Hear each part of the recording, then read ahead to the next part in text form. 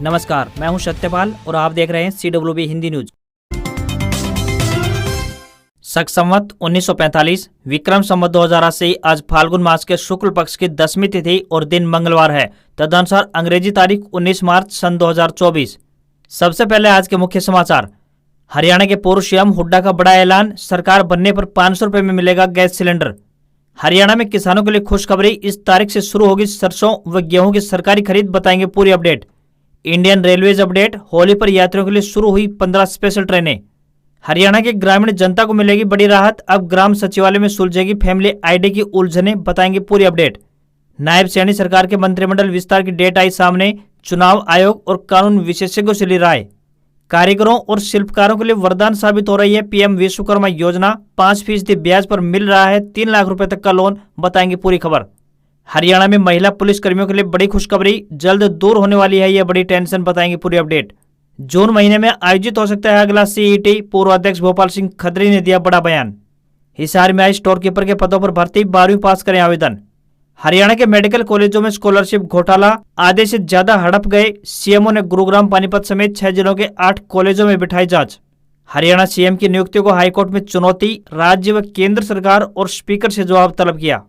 हिसार में किसान मेले में उमड़ी भीड़, ड्रोन का खेती में महत्व पर दी जा रही है जानकारी, वही उन्नत किस्मों के बीजों की हो रही है बिक्री। आज मेले का है आखिरी दिन। सुप्रीम कोर्ट ने कहा 21 मार्च तक सारी जानकारी दें, एसबीआई इलेक्टोरल बॉन्ड के नंबर भी बताएं, चेयरमैन हल्फनामा दें कि कोई जानकारी नहीं छिपाई है। और पुतिन 5वीं बार रूस के राष्ट्रपति बने, 88% वोट मिले। नाटो विवाद पर बोले तीसरे विश्व युद्ध से एक कदम दूर, मोदी ने दी बधाई। और अब खबरें विस्तार से।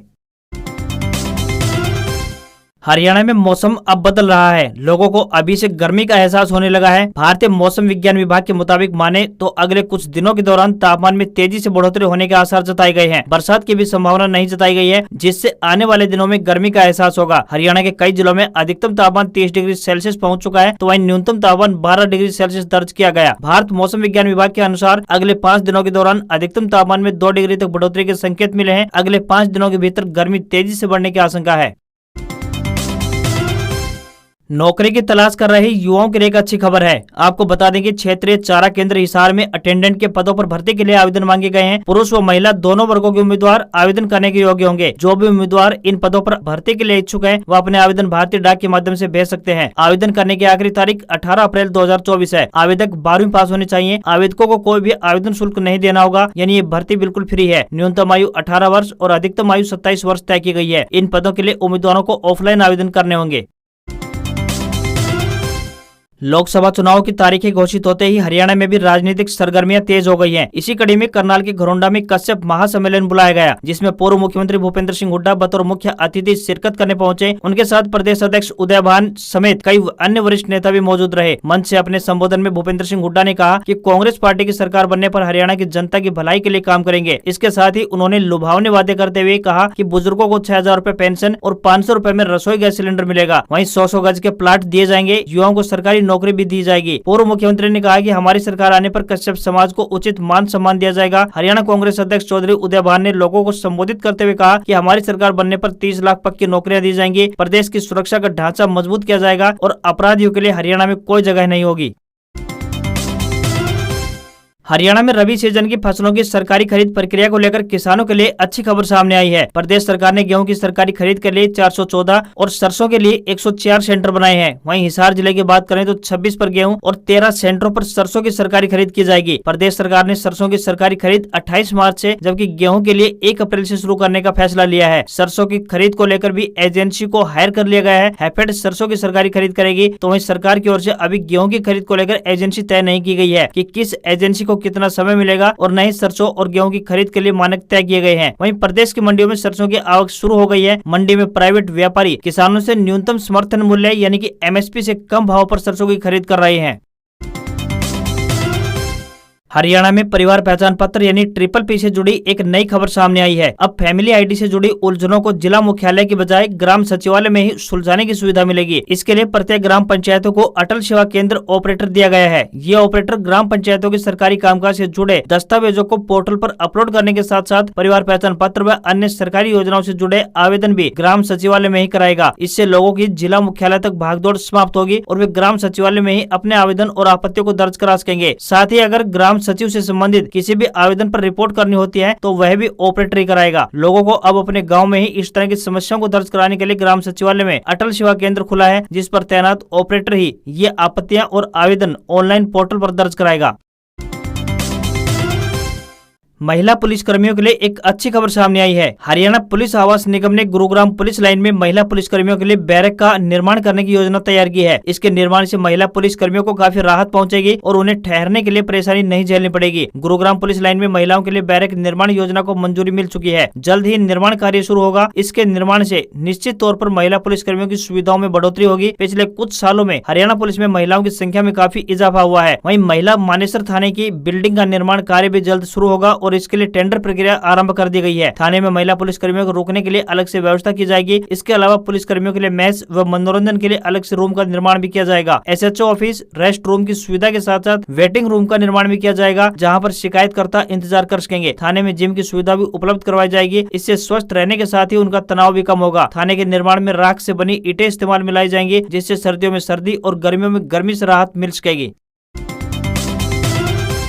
सरकार की तरफ से हरियाणा में विभिन्न बोर्ड, विभागों, निगमों में ग्रुप सी और ग्रुप डी के विभिन्न पदों पर भर्ती के लिए सामान्य पात्रता परीक्षा यानी सीईटी अनिवार्य की गई है। ग्रुप सी और ग्रुप डी के पदों पर भर्ती के लिए उम्मीदवारों को कॉमन एलिजिबिलिटी टेस्ट पास करना होता है। ग्रुप सी के लिए उम्मीदवारों को पहले सीईटी प्री देना होगा, उसके बाद मेंस परीक्षा देनी होगी। वहीं ग्रुप डी के पदों पर बात करें तो उम्मीदवारों को चयन सीईटी स्कोर के आधार पर ही किया जाएगा। सरकार की तरफ से कहा गया था कि यह परीक्षा हर साल आयोजित होगी, मगर यह संभव नहीं हो पाया। अब खबरें आ रही है कि अगला सीईटी इसी साल जून महीने में आयोजित हो सकता है। आयोग के पूर्व अध्यक्ष भोपाल सिंह खत्री की तरफ से यह जानकारी दी गई थी। हरियाणा में चुनाव की घोषणा हो चुकी है। अब चुनाव के बाद ही आगे कुछ देखने को मिलेगा। ऐसे में जो भी सरकारी नौकरी की इच्छा रखता है वह अपनी तैयारी जारी रखे। हो सकता है कि जून महीने में आपका अगला सीईटी प्री एग्जाम देखने को मिल सकता है।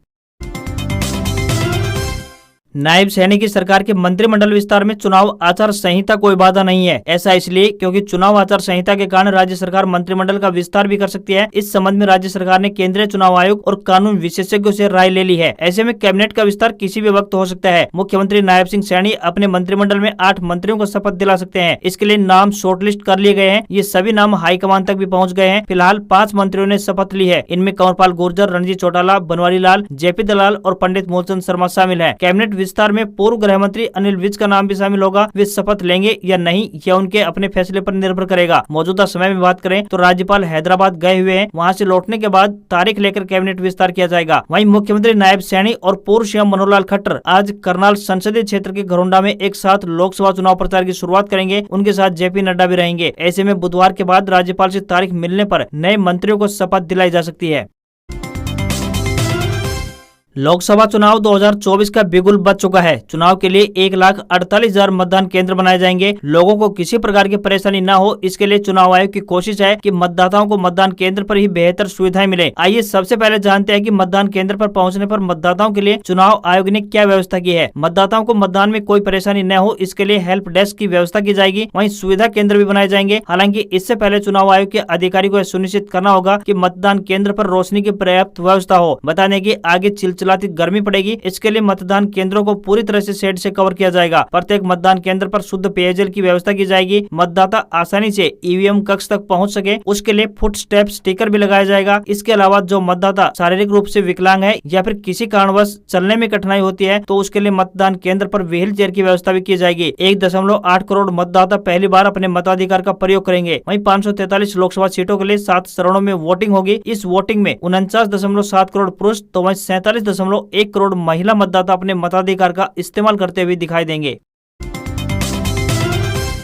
होली पर्व पर अपने घर जाने वाले यात्रियों को भारतीय रेलवे ने बड़ी सौगात दी है। रेलवे ने होली पर्व पर अतिरिक्त यात्री भार से निजात दिलाने के लिए हरियाणा से कई स्पेशल ट्रेनें संचालित करने का अहम निर्णय लिया है। अजमेर दौंड स्पेशल रेल सेवा 21 व 28 मार्च और 4 अप्रैल को संचालित होगी। वहीं अजमेर टनकपुर का संचालन 23, 26, 28 और 30 मार्च को होगा। भगत की कोठी बांद्रा टर्मिनल 21 व 28 मार्च को और भगत की कोठी दानापुर 20 व 27 मार्च को संचालित होगी। उदयपुर श्री माता वैष्णो देवी कटरा स्पेशल रेल सेवा 19 व 26 मार्च को चलेगी, तो वहीं बीकानेर बांद्रा टर्मिनस 21 व 28 मार्च को संचालित होगी। अजमेर दरभंगा का 17, 24 व 31 मार्च को संचालन किया जाएगा। वहीं श्री गंगानगर आगरा कैंट 20 व 27 मार्च को चलेगी, तो उदयपुर बांद्रा टर्मिनल 20 व 27 मार्च को संचालित होगी। बाड़मेर हावड़ा का संचालन 19 व 26 मार्च को रहेगा, तो वहीं उदयपुर कटिहार का संचालन 19 व 26 मार्च को किया जाएगा। भगत की कोठी कोयम्बटूर 17, 24, 31 मार्च व 7 अप्रैल को संचालित होने जा रही है।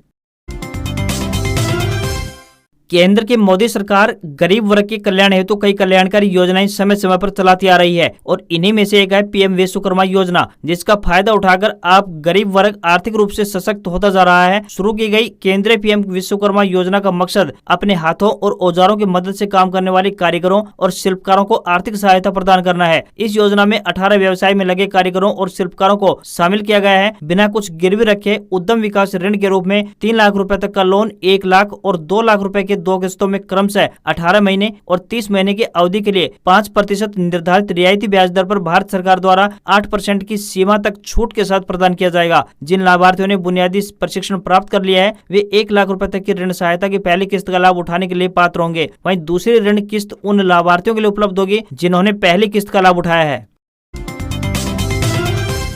हरियाणा में नए सीएम नायब सैनी नियुक्ति को पंजाब एंड हरियाणा हाईकोर्ट में चुनौती दी गई है। हाईकोर्ट ने इस मामले में हरियाणा सरकार, केंद्र सरकार, विधानसभा अध्यक्ष ज्ञानचंद गुप्ता और चुनाव आयोग को नोटिस जारी कर जवाब दाखिल करने का आदेश दिया है। यह याचिका एडवोकेट जगमोहन सिंह भट्टी ने दायर की है। उन्होंने आरोप लगाया है कि नायब सिंह सैनी की मुख्यमंत्री के तौर पर नियुक्ति नियमों के खिलाफ जाकर की गई है। याचिका में हरशरण वर्मा बनाम उत्तर प्रदेश व अन्य मामले का हवाला देते हुए कहा गया है कि राज्यपाल अनुच्छेद 164 के तहत राज्य की विधानसभा के बाहर के किसी व्यक्ति को मंत्री पद पर नियुक्ति नहीं दे सकते हैं। सैनी अभी सांसद हैं और ऐसे में वह विधानसभा का हिस्सा नहीं है। याचिका में यह भी कहा गया है कि हरियाणा की विधानसभा में 90 सीटें हैं। नायब सिंह सैनी को मुख्यमंत्री नियुक्त करने से यह संख्या बढ़कर 91 हो गई है। याचिका में कहा गया है कि सैनी की नियुक्ति संवैधानिक नियमों की अवहेलना कर की गई है। सैनी की नियुक्ति नहीं बल्कि इंस्टॉलेशन की गई है। इससे खुलेआम संविधान का मजाक उड़ाया गया है। बता दें कि 12 मार्च को नायब सिंह सैनी ने हरियाणा की 11वीं मुख्यमंत्री के रूप में शपथ ली थी।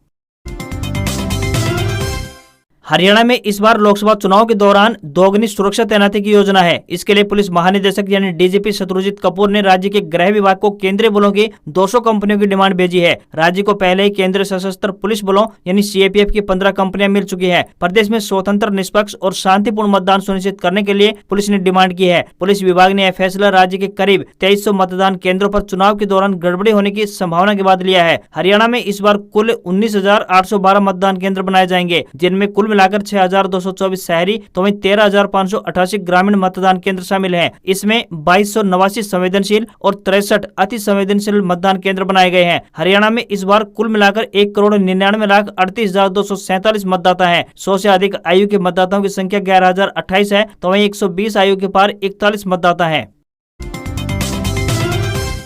हरियाणा में सरसों की खरीद को लेकर सरकार की ओर से कोई दिशा निर्देश मंडी प्रबंधन को जारी नहीं हुए हैं। इसके चलते मंडी में सरसों लेकर आ रहे किसानों को 550 रुपए से लेकर 750 रुपए प्रति क्विंटल का घाटा सहना पड़ रहा है। फसल न तो एमएसपी पर खरीदी जा रही है और न ही भावांतर योजना में इसके नुकसान की भरपाई की कोई सूचना है। जींद की अनाज मंडी की बात करें तो इसमें 1000 क्विंटल सरसों की आवक अभी तक हो चुकी है। फिलहाल किसान निजी व्यापारियों, मिल मालिकों व स्टॉकिस्टों को ही अपनी फसल बेच रहे हैं। इससे उनको फसल का तय दाम नहीं मिल पा रहा है। खुली बोली पर सरसों 4800 रुपए से लेकर 5100 रुपए प्रति क्विंटल तक के भाव पर खरीद की जा रही है। हालांकि सरकार ने सरसों का न्यूनतम समर्थन मूल्य यानी कि एमएसपी 5650 रुपए निर्धारित किया है। जिनमें एमएसपी न मिलने से सरसों उत्पादक किसानों को प्रति क्विंटल 550 रुपए से लेकर 750 रुपए का नुकसान भुगतना पड़ रहा है। किसानों का कहना है कि इससे उन पर दोहरी मार पड़ रही है, क्योंकि एक तो पिछले दिनों तेज बारिश के साथ ओलावृष्टि होने से उनकी सरसों की पैदावार घटकर काफी कम निकल रही है। दूसरे उन्हें मंडियों में इसके काफी भाव कम मिल रहे हैं। उनकी फसल की लागत भी पूरी नहीं हो पा रही है।